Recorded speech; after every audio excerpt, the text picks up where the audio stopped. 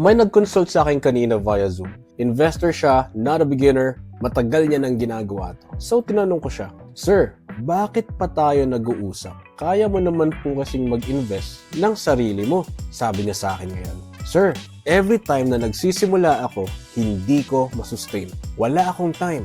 Wala akong ganang mag-research. Wala ring nagmo-motivate sa akin." Seasoned investor nang hihingi ng tulong. Tapos napansin ko ngayon, paulit-ulit siyang nagsisimula pero wala siyang natatapos.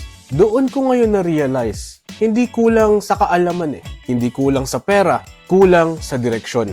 Parang kabayan na may takip sa mata. Tumatakbo pero papunta saan? Pag malinaw ang pupuntahan mo, hindi ka na basta-basta titigil. Tanong lang, ano ang kahantungan ng pag-i-invest mo?